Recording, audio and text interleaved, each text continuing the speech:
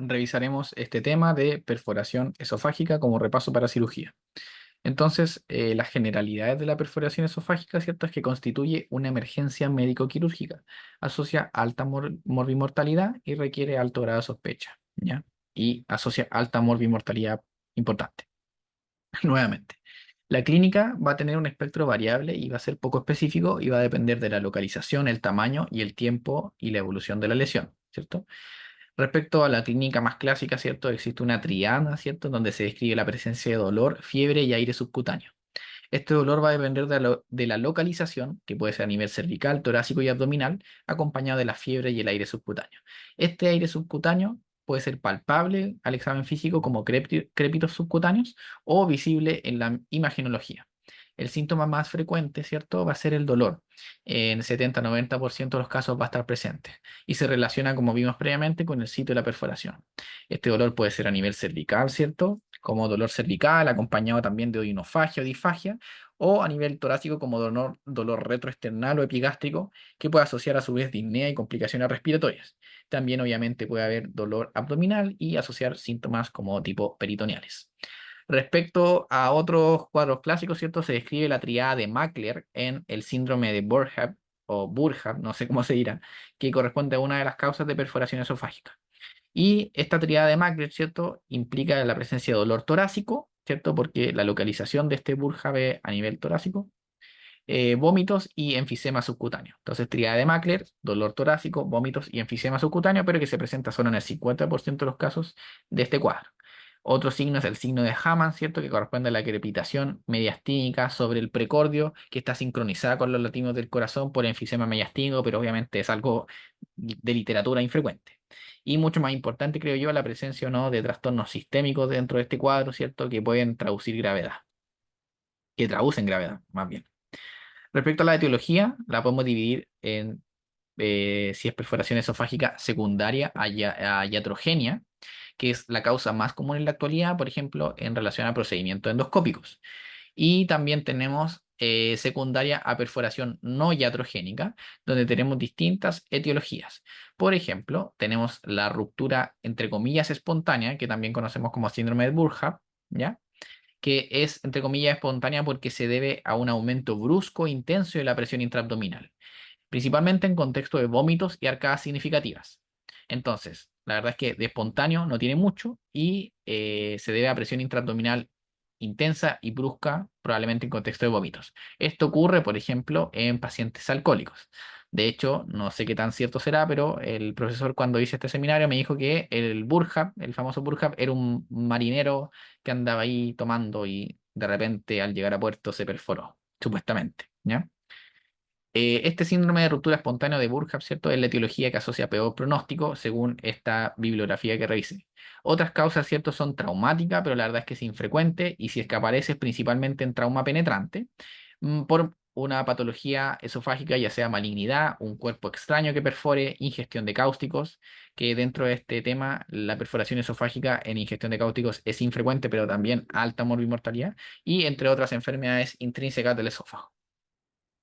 Respecto al estudio diagnóstico, ¿cierto? Está escrita la radiografía, pero la verdad es que idealmente este no es el examen de elección, ¿ya? Y la verdad es que si es que nosotros revisamos una radiografía, hay que tener más bien ojo de algunos hallazgos que nos puedan traducir esto, como son la presencia de neumomediastino, nivel de hidroaéreo, enfisema subcutáneo, ensanchamiento mediastínico, derrame pleural, entre otros, ¿ya? Aquí probablemente si es que nosotros tenemos la sospecha, lo ideal es pedir un TAC de cuello, tórax o abdomen, ¿cierto? O todo combinado, dependiendo de dónde pensemos que sea la lesión, ¿ya? Lo más frecuente probablemente va a ser pedir TAC de tórax. Y este tiene que ser contrastado, ¿ya? Pues va a permitir el diagnóstico y, y ver qué tan extenso, ¿cierto? Están comprometidas las estructuras adyacentes y va a guiar la terapia inicial. La endoscopía, ¿cierto? También se puede hacer ante sospecha y hallazgo dudoso ATAC, pero, requiere mucha precaución por el riesgo de aumentar la perforación y la mayor contaminación.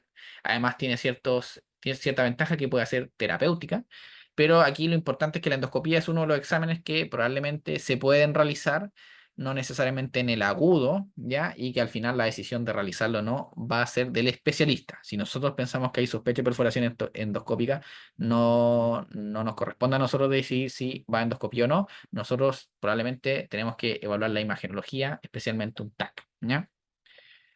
Respecto al manejo, el manejo puede ser conservador, quirúrgico, principalmente esas dos líneas de manejo, y el manejo conservador tiene que ser elegido con pinzas. ¿Y en qué pacientes puede haber indicación de manejo conservador? Aquellos pacientes que cumplan con estas indicaciones, que sea una patología que se haya presentado de forma temprana, con un paciente estable, sin signos de sepsis, ¿cierto? Con una perforación contenida a la imagenología, ¿cierto? Ya sea dentro del cuello o entre las pleuras, ¿cierto? Que no haya compromiso peritoneal, ya que no haya perforación hacia peritoneo, ¿cierto? Porque eso nos va a dejar la embarrada, con mínima contaminación de tejido adyacente, una etiología que no tenga una enfermedad esofágica previa, ¿cierto? Es decir, que no haya una neoplasia, una obstrucción que no haya generado la perforación, y que tengamos disponibilidad de vigilancia activa, tanto con clínica, imágenes, cuidados intensivos, cirugía de pabellón. Es decir, si nosotros vamos a estar en un centro donde no tengamos cuidados intensivos, cirujano con experiencia o un pabellón disponible 24/7, la verdad es que estos pacientes no pueden ser manejados de forma conservadora y se tienen que derivar. Lo mismo si es que el paciente no se presenta de forma temprana, si es que el paciente se presenta un quiebre clínico, si tiene compromiso peritoneal o contaminación adyacente o sospechamos un cáncer de base, por ejemplo, ¿ya? ¿En qué consiste el manejo conservador en los pacientes que está indicado? Principalmente en régimen cero, y por lo tanto, como van a ser pacientes que queden en régimen cero por probablemente tiempo significativo, ¿cierto? Se va a instalar una nutrición parenteral. Además, ¿cierto? Tenemos que indicar antibióticos endovenosos de amplio espectro, analgesia correspondiente, IVP y manejo de soporte. Y obviamente el seguimiento que ya dijimos. Respecto al manejo quirúrgico, está indicado en los pacientes que no cumplen las definiciones anteriores. Pacientes hemodinámicamente inestables, ¿cierto? Que tengan perforación esofágica hacia intraabdominal o secundaria a alguna malignidad, complicaciones respiratorias importantes, ¿cierto? Ante sepsis o deterioro clínico en el paciente que nosotros previamente dijimos manejemos de forma conservadora y el paciente hace un quiebre clínico, en esos pacientes se indica cirugía también. Y siempre y cuando el paciente vaya a recibir un beneficio de la cirugía, ¿cierto? Por ejemplo, a mí alguna vez me tocó ver un paciente que tenía perforación esofágica secundaria a esofagitis por cáustico, pero el paciente estaba tan deteriorado para el momento en que llegó su compromiso hemodinámico y la evaluación por cirugía, que al final el beneficio de la cirugía iba a ser peor y por lo tanto se decidió como un manejo más bien expectante. No sé en qué habrá quedado, pero tenía alto riesgo de fallecer. De los principios de la cirugía, ¿cierto? Se requiere exposición amplia, debridar el tejido, retirar el tejido muerto o otros tejidos, ¿cierto? O otras cosas, en verdad.